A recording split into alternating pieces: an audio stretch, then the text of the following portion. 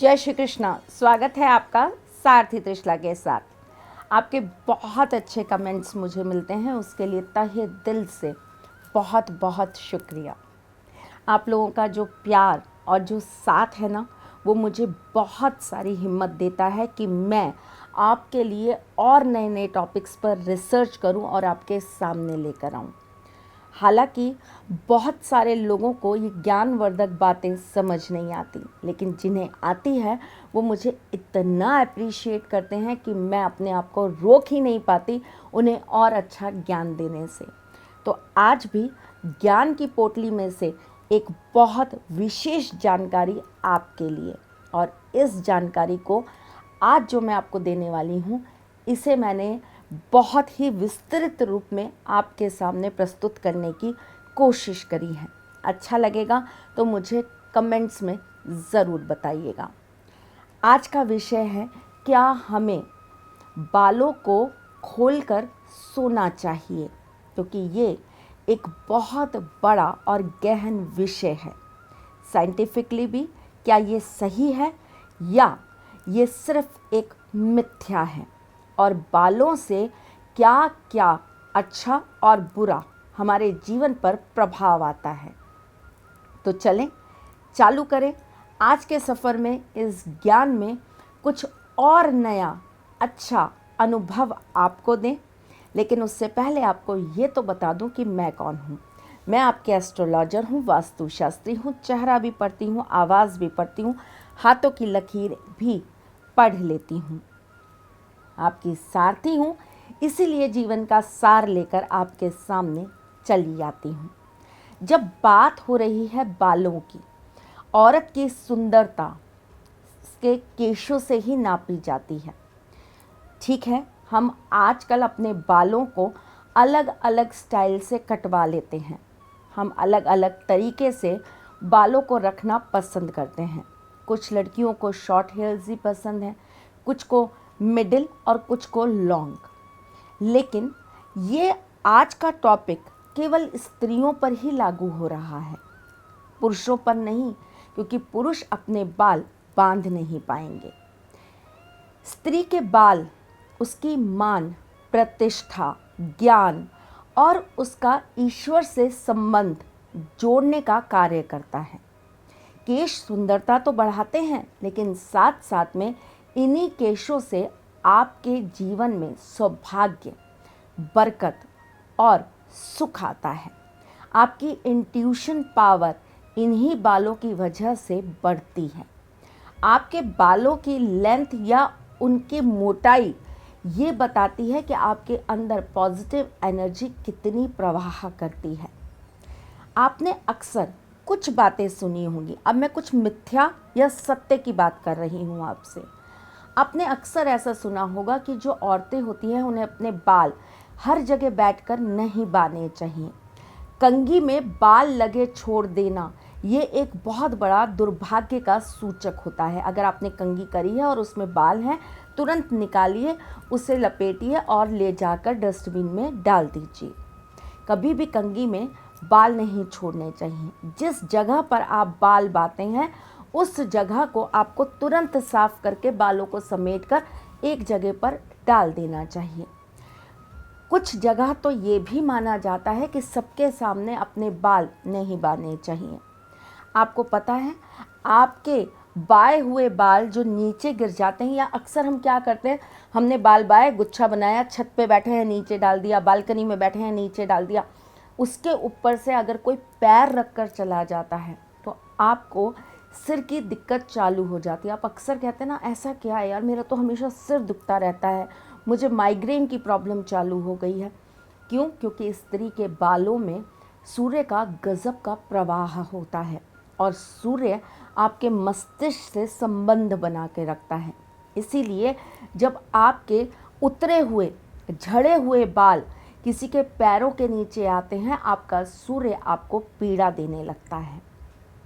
एक बात और, जब कभी भी आप अपने बालों को बांधते हैं तो आपको हमेशा इस बात का ध्यान रखना चाहिए कि आप उस वक्त बैठे हों। खड़े होकर बाल बांधना भी अपने आप में औरतों के लिए एक गलत निशानी होता है। क्या ये बातें सिर्फ मिथ्या हैं? क्या ये केवल अंधविश्वास हैं? तो मैं आपको बता दूं, ऐसा नहीं है। इन बातों में बहुत सारी सत्यता भी है। संध्या के वक्त बाल को धोना या बालों को आपको बाना, ये भी आपके सूर्य और मंगल दोनों को प्रभावित करता है, जिसकी वजह से आपको अपने ससुराल से मान प्रतिष्ठा सम्मान नहीं मिलता। आपके पिता हमेशा किसी न किसी तरह से परेशान रहते हैं, या तो शारीरिक रहते हैं या आर्थिक रहते हैं। आपके घर के अंदर आपका एक भाई हमेशा कहीं ना कहीं पीड़ा में ज़रूर रहेगा, मतलब उसके साथ कुछ ना कुछ नेगेटिव होता रहेगा। अगर आप नित्य क्रम से वंस इन अ वाइल हो गया कोई बात नहीं, कोई इमरजेंसी है कर लिया कोई बात नहीं, लेकिन अगर हम रेगुलर रूप से यही काम करते हैं तो ये दिक्कत हमारे घर में ज़रूर आती है। नोट करके देख लीजिएगा, मेरी इस बात में बहुत सत्यता है। आप खुद अपने आप सोचिए, विचारिए और उसके बाद देखिए कि क्या मैं सही बोल रही हूँ। फिर आपका कमेंट आएगा कि हाँ, बात में सत्यता है। चलिए, जिन लोगों को एक चीज़ और नहीं पता, आज मैं उनको एक और विशेष चीज़ बताती हूँ। आपको अधिकतर लोगों को मालूम है, सबके घर में ये नियम होता है, पर नहीं पता है तो आज आप जान लीजिए। जिस दिन भी घर के अंदर किसी का बर्थडे होता है ना, उस दिन कभी भी सिर नहीं धोया जाता, बहुत अशुभ माना जाता है। मॉडर्न टेक्निक के अंदर अब आप मुझे इस चीज़ पर वापस से कटाक्ष करेंगे और बोलेंगे कि ऐसा कैसे, उस दिन तो पार्टी होती है, उस दिन तो हेयर वॉश करना बहुत ज़रूरी होता है, उस दिन तो ज़रूर सिर धोना चाहिए। नहीं धोया जाता। पुराणों के अंदर भी इन चीज़ों को निषेध माना गया है और मना किया गया है। आपको पता है, बाल का इतना गहरा संबंध है हमारे इतिहास की कुछ घटनाओं से कि आप अगर बैठकर सोचें तो आपको लगेगा कि ये बातें सिर्फ अंधविश्वास नहीं, सत्य हैं। जब द्रौपदी का अपमान हुआ था ना, तब उन्होंने अपने केश खोलकर कहा था, मैं इन्हें तब तक नहीं बांधूंगी जब तक कि मेरे अपमान का बदला नहीं लेंगे आप पांडव। आपको याद है ये घटना? और वो खुले केश आज भी महाभारत का सबसे बड़ा सूचक है। चाणक्य के अपमान होने पर उन्होंने भी अपनी चुटिया के अंदर गांठ बांध के कह दिया था कि ये मैं तब तक नहीं खोलूँगा जब तक कि मैं आपको इस गद्दी से हटा नहीं दूंगा। इतिहास गवाह है इस बात का कि केश हमेशा मान प्रतिष्ठा सम्मान का सूचक रहे हैं। कभी सोचा है आपने इतनी गहराई में? नहीं तो अब सोचिएगा।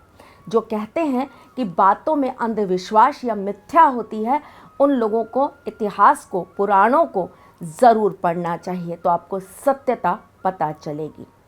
आपने अक्सर एक बात देखी है, हम जब कभी भी घर से पैदल चल रहे हों और रास्ते में हमें कहीं पर बाल मिल जाए तो हम उसे लांघते नहीं हैं, हम उसे लांघ कर नहीं जाते, हम साइड से चले जाते हैं या उस पर थोड़ा सा थूक देते हैं, तब हम वहाँ से आगे बढ़ते हैं।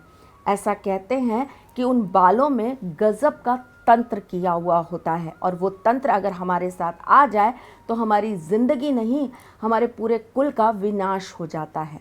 आपको पता है, अगर किसी भी औरत, आदमी, बच्चा अगर किसी के भी बालों को काट कर उसके नाम से वशीकरण किया जाए तो ये क्रिया सबसे सरल और सबसे जल्दी होती है।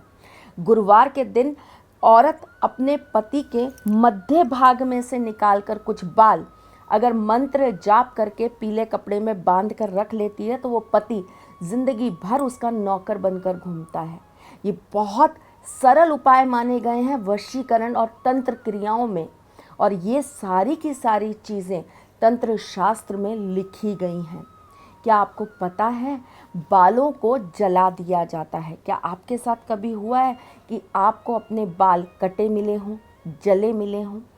क्या आपको कभी भी अपने बाल सिर के मध्य भाग से हटे हुए मिले हैं? तो डेफिनेटली आपके ऊपर किसी न किसी प्रकार का काला जादू या तंत्र ज़रूर हुआ है।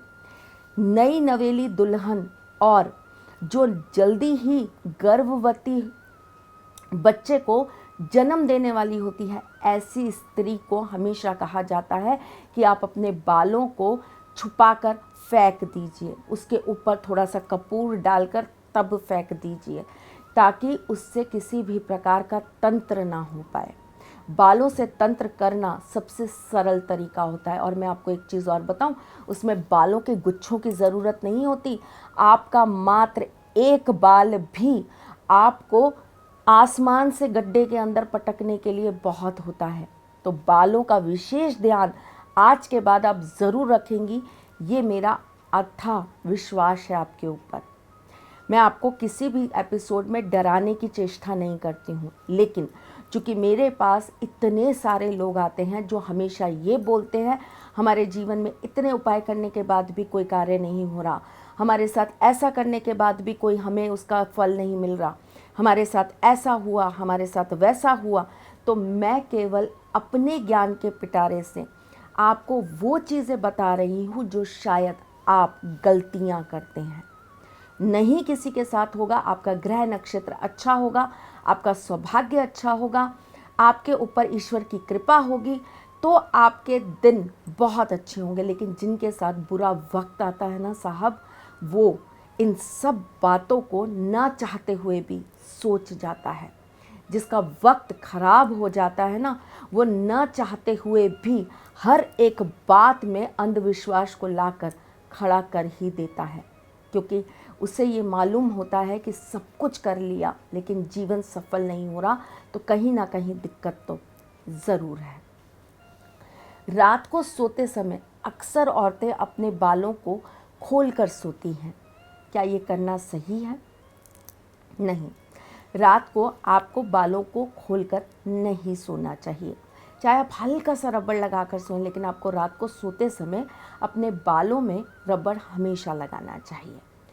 आपको पता है, रात के वक्त चंद्रदेव जो हैं वो अपने 10 घोड़े और एक मृग के द्वारा अपने रथ को खींचे जाने से भ्रमण करते हैं, और इस भ्रमण से ओस की उत्पत्ति होती है।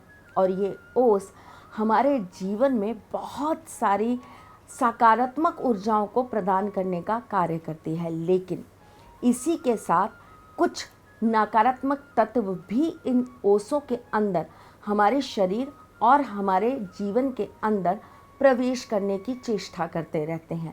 केश सबसे सरल तरीका होता है औरत के शरीर पे कब्जा करने का। शायद आपने कुछ फिल्में देखी होंगी, मुझे नहीं पता आपको वो सत्य लगा, आपको वो मजाक लगा, लेकिन अगर आप तंत्र शास्त्र पढ़ेंगे तो आपको पता चलेगा कि इनके अंदर सत्यता होती है। जैसे कि अभी कुछ दिन पहले एक मूवी आई थी स्त्री, देखी थी आपने? उसमें बालों को लेकर एक बहुत विशेष जानकारी दी गई थी।